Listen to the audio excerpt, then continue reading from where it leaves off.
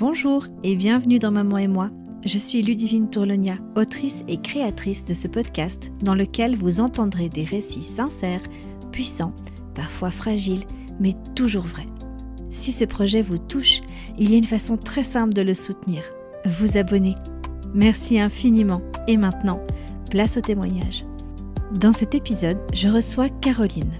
Elle nous raconte son parcours avec le syndrome des ovaires polykystiques, puis la découverte de sa grossesse. À environ 6 semaines de grossesse, de très fortes douleurs l'emmènent à l'hôpital. Elle sait qu'elle est enceinte de jumeaux et elle va devoir être opérée, sans savoir comment la suite va se dérouler. Cet épisode est le premier temps de son témoignage. Bonne écoute.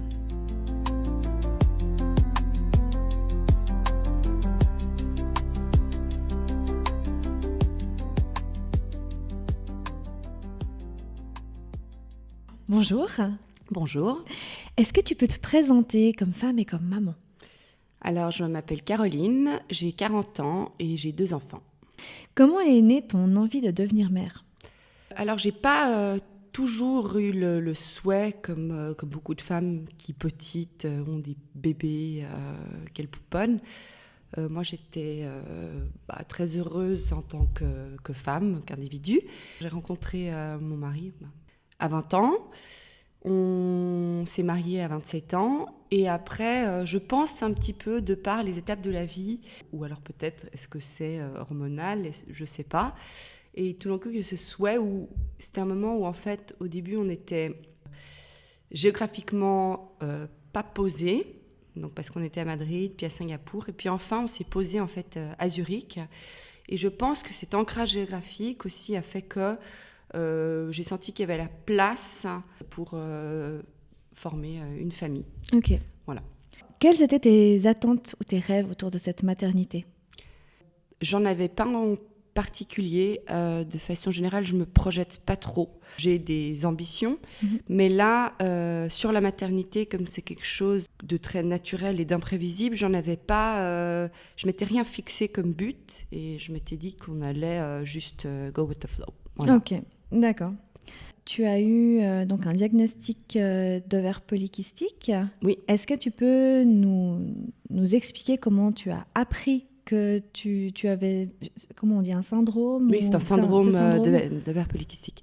Alors, du moment où mon mari et moi ont décidé d'avoir un enfant, alors c'est une décision qui s'est faite communément, ça faisait un moment qu'on en parlait, et je pense qu'au bout de 4 mois, on s'est dit « allez, go !» parce que je sais qu'au sein des couples, il y a toujours un peu ce questionnement, mais est-ce que c'est le bon moment ? Puis alors, si je peux donner un conseil, il n'y a jamais de bon moment.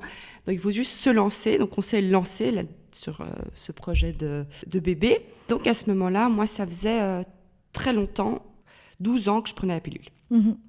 Et donc, parce que je vais repartir en arrière. Donc, à ce moment-là, j'avais 28 ans.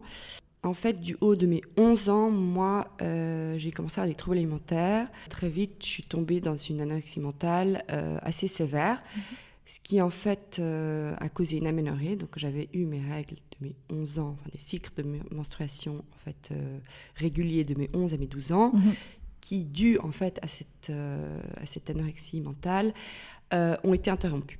Okay. Donc, de mes 12 ans à mes 15 ans, quand j'ai été traitée, donc par un psychiatre, j'étais en aménorrhée primaire, donc c'est-à-dire de façon continue. Donc plus de règles. Plus de règles du tout, parce qu'il y a des aménorrhées primaires et secondaires. Donc secondaires qui sont juste temporelles dues à un traumatisme. Okay. Là, c'était de façon continue pendant 3 ans. Et donc du moment où j'ai été prise en charge par un médecin, ce médecin m'a prescrit la pilule pour, de manière artificielle, déclencher des règles, un cycle menstruel. Et donc, du moment où à 27 ans, on décide avec ce projet commun avec mon mari d'avoir un enfant, j'arrête la pilule pour la première fois. Et là, je n'ai pas de cycle menstruel qui commence. rien. Donc une aménorrhée que j'estime, moi, secondaire, donc temporaire. Et je me dis, c'est bon, ça va se réenclencher. Donc on attend. Parce que quand tu prenais la pilule, tu avais tes règles? J'avais mes règles, parce que c'est des cycles. En fait, la pilule, c'est donc des hormones, je ne vais pas rentrer dans les détails, qui en fait activent. En fait, d'accord. Donc ça permettait d'activer ça artificiellement, finalement. De manière artificielle, exactement. Donc moi, je n'avais j'avais pas conscience du fait que j'étais encore en aménorrhée. Ah, d'accord. Du tout. Donc moi, j'ai pensé, j'arrête la pilule, je vis dans un corps sain et... T'avais plus de problème d'anorexie ou... Alors, oui. Ok. Pas sévère. D'accord. Mais le trouble mental était encore là. Ok. À ce moment-là, je laisse quand même quelques mois s'écouler. Donc, vu qu'il y a une aménorrhée, oui, on peut avoir des rapports sexuels, mais bien évidemment, ils ne vont pas aboutir. À ce moment-là, je décide d'aller consulter. C'est là où le diagnostic est posé, donc auprès d'un gynécologue. Alors, disons, il y a plusieurs manières en fait de diagnostiquer un syndrome polykystique, des ovaires polykystiques, mais là, directement en fait sur une échographie, donc des ovaires, on peut directement percevoir en fait la multitude de petits follicules, petits ovules dans les ovaires, qui est référentiel et symbolisant le syndrome de l'ovaire polykystique. Après, il y a des taux dans le sang, parce que donc le syndrome des ovaires polykystiques, il est dû à un dérèglement hormonal. Et puis surtout, donc, quand le diagnostic est posé, moi, j'ai aucune idée de quoi il me parle. Mais aucune. Et donc, je comprends pas. Pour moi, c'est... Ok, c'est bon, on fait quoi? Et puis, là où moi, ça percute un peu plus profond, c'est qu'il me dit vous n'êtes pas fertile. Et là, donc, sur le moment, c'est dur parce qu'on ne comprend pas très très bien. On se dit, mais quoi, donc mon corps, donc je ne peux pas avoir d'enfant, donc mon corps... Et là, on est un petit peu... parce que moi... Je pas le principe qu'entre corps et âme, il y a tout qui flow. Puis là, on se dit, il y a quand même un scindement entre le désir que j'ai, donc mental, et puis mon corps qui dit, bah non, voilà, moi, je peux pas, ou je veux pas. Et donc, je pense qu'à ce moment-là, alors, j'ai vraiment principalement deux sentiments qui m'envahissent. Premièrement, j'ai honte. Parce que je suis une femme, et que les femmes doivent... naturellement pouvoir enfanter, procréer. Et donc là, j'ai honte. Je me dis, mais c'est... Voilà. Puis j'ai peur. Je me dis que je vais jamais pouvoir y arriver. Alors bon, la réalité, c'est que je commence à en parler à mes copines proches, à mon entourage, ma famille, etc. Et c'est aussi, je me rends compte, quelque chose dont ils n'ont pas du tout conscience, ni conscience de l'ampleur, en fait. On me dit non mais ça va aller. Et puis bon, moi je me rends bien compte, c'est un petit peu plus profond. On m'a dit non mais tu n'es pas fertile. Et donc à ce moment-là, vu que j'aime bien les challenges, je me dis non, moi je vais pouvoir tomber enceinte. Donc je vais voir un spécialiste. À ce moment-là, je vais à Zurich. Je suis prise en charge. Donc le spécialiste confirme le diagnostic du syndrome polykystique. Et donc je suis prise en charge. Donc en premier, on me prescrit un médicament pour essayer de rééquilibrer en fait les taux d'hormones. Et donc, après coup, ça ne marche pas. Tu veux dire les taux ne se rééquilibrent pas? Non, ça fait absolument aucun effet. Alors moi, à ce moment-là, j'ai quand même évoqué au médecin donc mon historique et en étant très honnête, où j'avais encore... Alors, j'ai un poids à ce moment-là qui est totalement sain, mais je dis, c'est pas une histoire qui est complètement réglée. Est-ce que vous pensez, monsieur... que je devrais m'alimenter de façon différente afin de réguler en fait tout cet équilibre hormonal. Et là, il me dit « Oh non, on va pas s'attarder là-dessus ». Donc là, maintenant, du haut de mes 40 ans, ça me pose problème. Parce que je sais pertinemment, et on en viendra, que c'est fondamental. En fait, l'alimentation est fondamentale, tout comme le sommeil, tout comme... voilà. Pour moi, est-ce que je suis mature? Non. Est-ce que je suis plutôt... Ouais, je pense qu'il y a une certaine immaturité. Je pense qu'on m'a propulsée en fait dans un parcours un peu du combattant où maintenant il faut tomber enceinte. Et je ne me pose pas de fois la question, mais Caroline, tu n'as que 27 ans, prends le temps. Prends le temps aussi pour toi, parce que visiblement il y a des choses qui ne sont pas réglées. Mais là, je me lance, ok, bon, traitement hormonal. Donc, vu que ce médicament ne fonctionne pas, donc on part sur... Et tu es toujours en aménorrhée ? Je suis toujours en aménorrhée. Ok. Donc là, il y a peut-être, 4, 5 mois qui s'écoulent, 6 mois peut-être, et donc je suis toujours en aménorrhée. On va procéder à un traitement hormonal, mais par seringue. Le processus, c'est pendant 2 semaines approximativement, au quotidien, je m'injecte, donc que ce soit dans la cuisse ou dans le ventre, des hormones par seringue. Et donc, c'est mentalement assez éprouvant. Déjà que je suis complètement parano là-dessus, je n'aime pas les seringues. Voilà. Mais je le fais. Je ferme les yeux et je pars comme un bon petit soldat et je le fais. Et donc, c'est des cycles où on fait ces injections au quotidien.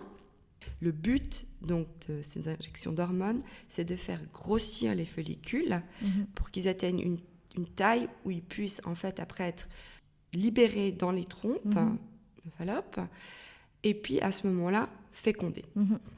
Simplement que moi j'ai fait, c'est-à-dire qu'il faut réguler en fait le taux d'hormones pour chaque patient, donc c'est une chose très individuelle, c'est pas vous êtes dans cet état physique, alors vous prenez 2 + 2 et c'est bon.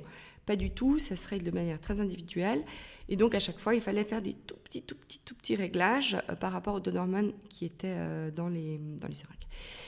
Et donc je fais plusieurs schémas, donc c'est-à-dire qu'on fait pendant 2-3 mois, on regarde comment les petits follicules grandissent. À ce moment-là, je me dis, c'est assez éprouvant parce que en fait, ça ne marche jamais. Jusqu'au moment où, une fois, ça va être atteint la taille, et puis à ce moment-là, il y a une dernière injection à faire pour être justement libéré dans les trompes de Fallope, mais la fécondation n'aboutit pas. Et puis... Après là, excuse-moi, au niveau de la fécondation, du coup, vous êtes suivi par le médecin, ça veut dire que c'est le médecin qui va inséminer? Non, alors non. À ce moment-là, non. On peut fast-forward à la fois où ça a pris. Donc après, je crois que j'ai fait après 17 schémas. Donc pendant 17 mois, tu as fait ça? En tout, ça a pris 1 an et demi. Ok. En tout, un peu plus, plus ou moins. Ouais. Donc 17 mois, donc pendant 2 semaines. Du moment où on a diagnostiqué jusqu'au moment où je suis tombée enceinte, ça a pris à peu près 1 an et demi. D'accord. Ce qui est réellement, maintenant je le comprends, sur le moment on pense c'est éternel, mais c'est relativement rapide. Oui, tout à fait.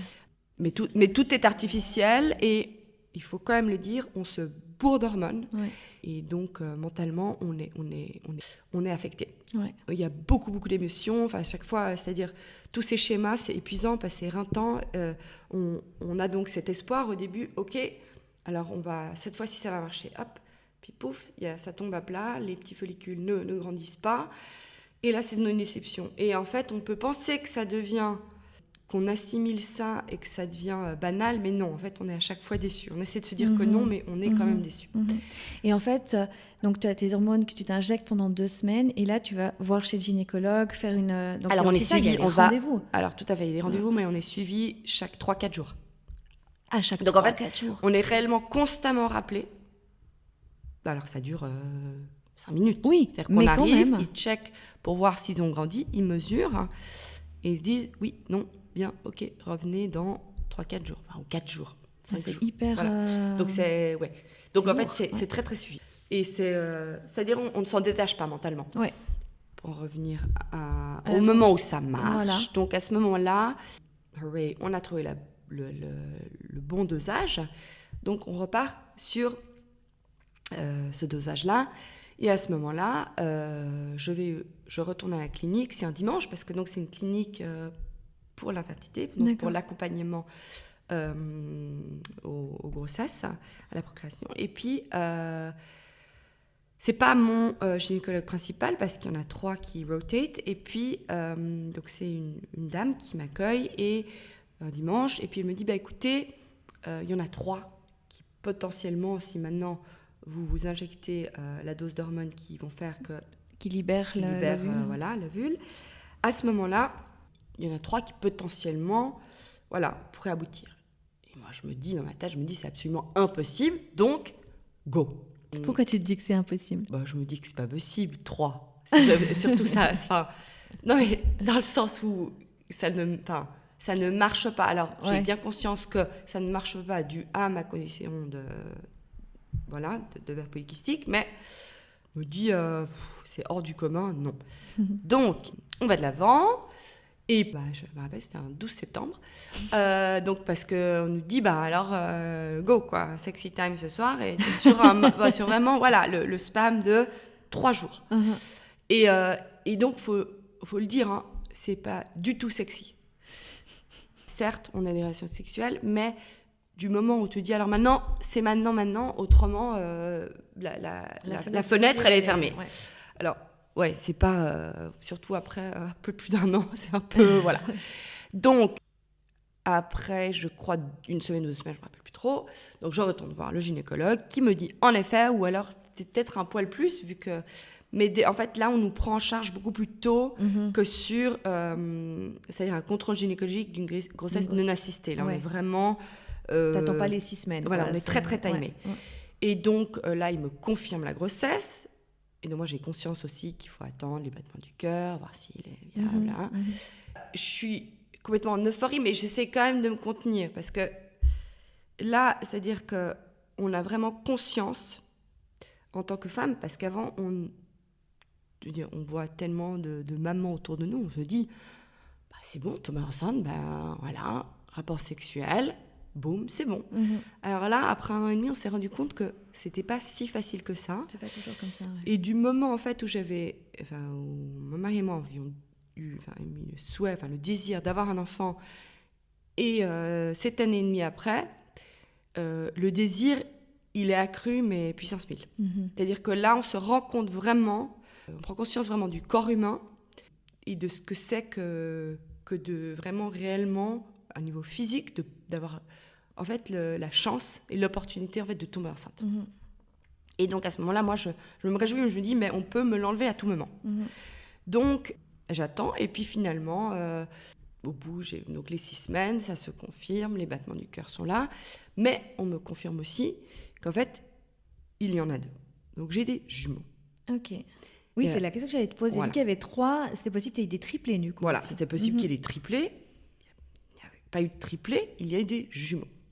Donc à ce moment-là, parce que donc les contrôles gynécologiques, mon mari n'y assiste pas, donc je vais annoncer à mon mari qu'il y a des jumeaux et on se dit waouh, on s'y attendait vraiment pas. Bon, on est super content. C'est pas alors à la base, oui, il y a des gens qui ont des souhaits d'avoir des grossesses jumellaires, mais c'est pas notre souhait. Mais on se dit trop cool, vu qu'on voulait de toute façon en avoir 2.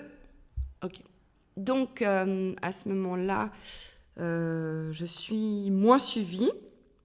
Et puis, mais je suis toujours suivie par le même gynécologue. Et les deux embryons, oui. Les 2 ont le cœur qui bat, les 2 sont au même stade. Les 2, justement, ont le cœur qui bat, mais il y en a un qui est plus faible que l'autre. Ok. Et donc, on me dit qu'il y a une chance qu'au contrôle suivant, suivant, pas forcément viable. Et puis, surtout contrôle des 12 mois. C'est-à-dire vraiment, on m'a dit, du moment où vous arrivez à contrôle des 12 mois, c'est vraiment là où... 12 semaines, merci. Oui, bonne rectification. C'est possible que son jumeau ne puisse pas... Ne se développe pas plus. À ce moment-là, on est vraiment dans un mode... c'est-à-dire, on a toutes on a regroupé toutes les forces en nous. C'est-à-dire qu'on est... Là, on se laisse plus trop atteindre émotionnellement. On prend sur nous beaucoup de choses. Moi, je continue ma vie. Donc, je travaille. Mais j'ai des douleurs, en fait, au bas du ventre. Et je suis assez résistante à la douleur, ou du moins, je peut-être me plains pas assez. Donc, je laisse passer 1 semaine avec des douleurs au bas du ventre. Puis c'est ma première grossesse. En fait, bêtement, alors ça, c'est à ne pas faire, je n'appelle même pas mon gynécologue pour lui en faire part. Et donc, je continue. Jusqu'à ce qu'un soir, on rentre... on avait été dîner, il y avait mes parents qui étaient ma sœur de passage. On rentre du restaurant avec mon mari. Et là, j'ai vraiment très. Et je lui dis, écoute, maintenant, il va il va falloir qu'on aille à l'hôpital. Et là, il me dit, mais comment ça? Je dis, non, mais là, j'ai très très mal. Il me dit, mais il faudrait, parce que je suis en pyjama, il me dit, mais il faudrait que tu t'habilles.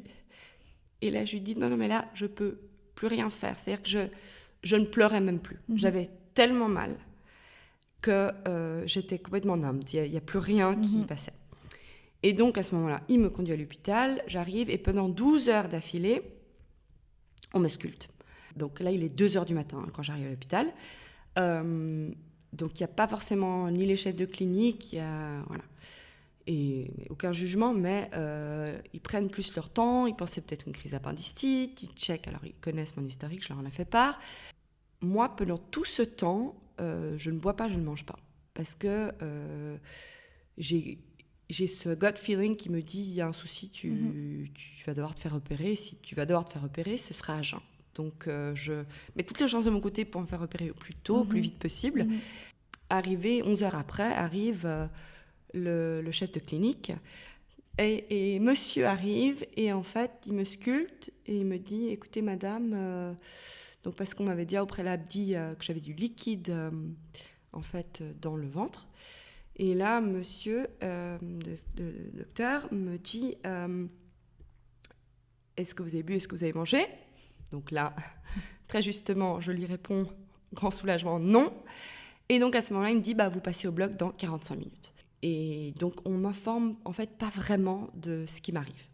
À ce moment-là, j'ai ma famille qui est arrivée aussi à l'hôpital, donc que je dois rassurer aussi, parce que eux ils sont un petit peu en panique. Et moi je leur dis non mais c'est bon, etc.